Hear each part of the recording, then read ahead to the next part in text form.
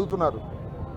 అయ్యా విద్యాశాఖ మంత్రి లౌకేష్ రాజా రాజీనామా చేయి రాజా అన్నాడు. ఏమైనా చేస్తాడు కానీ రాజీనామా చేస్తాడా? అయ్యే పనేనా అది?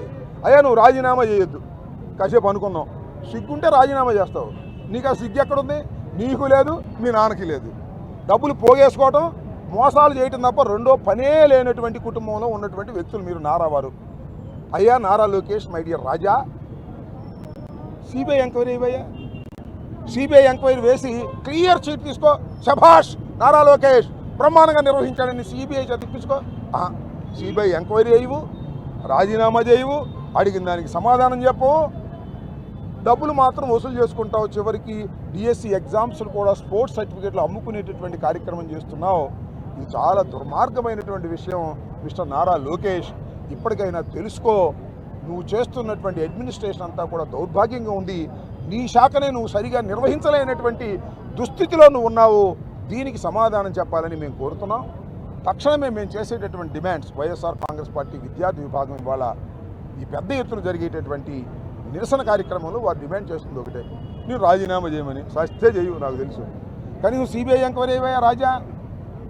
రాజీనామా అంటే నీ ఉద్యోగం పోద్ది, సిబిఐ వేస్తే ఏమైంది? ఏం కాదుగా, అప్పుడు కూడా నీ ఉద్యోగం పోద్దని భయం, ఎందుకంటే అవకతవకలు ఉన్నాయి కాబట్టి. కనీసం సిబిఐ ఎంక్వైరీ వేసి దీనిలో అన్యాయం జరగలేదని ప్రజలకు అర్థమయ్యే విధంగా చెప్పాల్సిందిగా కోరుతున్నాను. మీ నాన్నగారు గొంతు చించుకున్నా, నువ్వు గొంతు చించుకున్నా, దీనిలో దగా జరిగింది, మోసం జరిగింది. నిరుద్యోగుల్ని మోసం చేసేటటువంటి దౌర్భాగ్యమైన పరిస్థితి మీరు దిగజారిపోయారు. నిరుద్యోగ భృతి అన్నారు, ఇంతవరకు నిరుద్యోగ భృతి లేదు.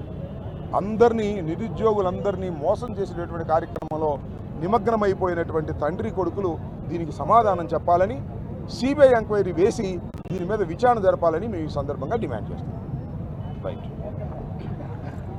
నిర్వహించిన క్రిమినల్స్ ఎప్పుడు కూడా క్రిమినల్ బ్రెయిన్సే పనిచేస్తూనే ఉంటాయి. వాళ్ళకు నరికేస్తాం, చంపేస్తాం, రఫ్ ఆడతాం,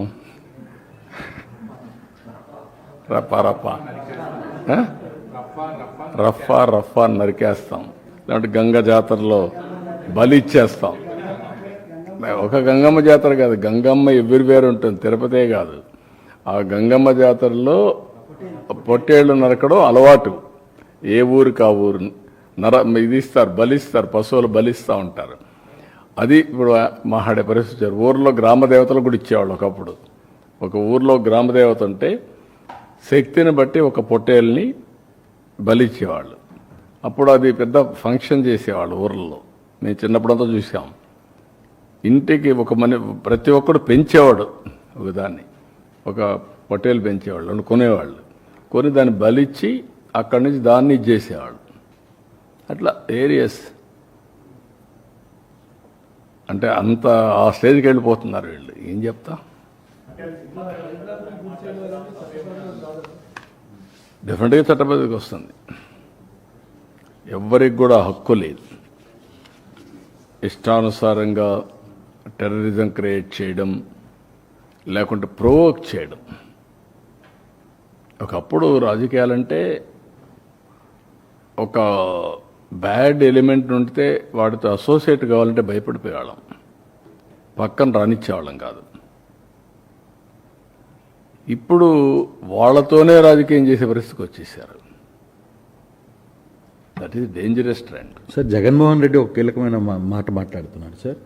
తన వెనకాల వస్తున్న జనాన్ని చూసి భయపడిపోతున్నారు, అందుకే నా ప్రోగ్రామ్ని కండక్ట్ చేయకుండా ఆపే ప్రయత్నం చేస్తున్నారు. ఇప్పుడు ఎందుకు ఇప్పుడు ఇంక 4 ఏళ్ల తర్వాత కదా నువ్వు మాట్లాడేది, అప్పుడు చూద్దాం నీ కథ. ఎందుకు ఊరికి ఇప్పుడు ఎందుకు అవన్నీ అంటే అట్లా మాట్లాడి బతకాలని చూస్తున్నారు. తప్పది. ఎవరు ఇది నేను ఎందుకే మీకు ఒక మాట చెప్పాను, విచిత్రమైనటువంటి మనస్తత్వాలు ఉండే వ్యక్తులు వారిగా ఉంటారు. ఎవరన్నా మాట్లాడతారా? పోలీసులు తిడతారా? పబ్లిక్ని తిడతారా? మనం చెప్పి నరికేండ్రా పోయేసి అని చెప్తారా మీరు? ఏంటి ఇవన్నీ? ఎవరన్నా ఎక్కడన్నా విన్నారా మీరు? ఎప్పుడన్నా చూశారా ఈ పోకడ ఈ రాష్ట్రంలో దేశంలో ఏ రాజకీయ నాయకుడైనా, ఏ రాజకీయ పార్టీ అయినా ఇలాంటి ఒరవడు ఉందా? చంపేయండి, పొడి చేయండి, లేదంటే ప్లే కార్డ్స్ పెట్టుకొని వచ్చి డెమాన్స్ట్రేట్స్ చేసి ఆనందపడిపోవడం. ఎక్కడికి పోతున్నాం? దాన్ని చూసి ఏం నేర్పిస్తున్నాం మన సమాజంలో? చాలా ప్రమాదం ఇవన్నీ. ఎమ్మెల్యేలందరినీ ఇళ్ళకి వెళ్ళమంటున్నారు ఏడాది పాలన సందర్భంగా. ఈ సందర్భంగా వచ్చినటువంటి నేతల్ని చంద్రబాబు గారి మేనిఫెస్టోని గుర్తు చేసుకుందామని చెప్పేసి మొత్తం డేటాని నేను ఆయన కూడా గుర్తు చేసుకొనే ప్రజలు చేశారు. అది మర్చిపోతే ఎట్లా? ఎందుకు ఇచ్చారు 11 సీట్లు? ఇట్లా ఏదో పనులు చేసే కదా. ఆ ఏదో పనులు చేస్తే ఏమవుతారు మీరు? రేపు అదే అవుతుంది. కానీ అది చేయడం తప్పు అంటాను నేను. సార్ ఈ బెట్టింగ్ వాళ్ళకు మీరు ఒక మాట అడుగుతున్నారు, ఎవరై వెళ్ళిపోవడానికి? పోలీస్ చెప్పిన తర్వాత నేను ఎప్పుడన్నా పోయామా? మమ్మల్ని ఊర్లకు పోతాం ఒక 2 కార్లు అంటే పంపించారా? నేను ఎక్కడన్నా అబ్జెక్ట్ చేశారా? ఎవరన్నా పొమ్మంటున్నారు కదా. 10 కార్లకు పర్మిషన్ ఇచ్చి 5, 6కు 100 మందికి పర్మిషన్ ఇస్తే ఏం కావాలంటే మీకు? ఏమనుకుంటున్నారు మీరు? ఇరుకు సందుల్లో పోవడం, అక్కడ మీటింగ్లు పెట్టడం, స్టాంపేడ్లు కావడం, అక్కడి నుంచి ఇవన్నీ చేయడం, వైలెన్స్ క్రియేట్ చేయడం ఎవరు నేర్పించారు మీకు ఇవన్నీ? పోలీసుల మీద మళ్ళా బ్లేమ్ చేయడం, బురద వేయడం ఎక్కడ దొరుకుతాయి ఇవన్నీ? కొంచెం ఒక పద్ధతి, ఒక ప్రొసీజర్, ఒక హుందాతనం ఉండాలి నాయకులకి.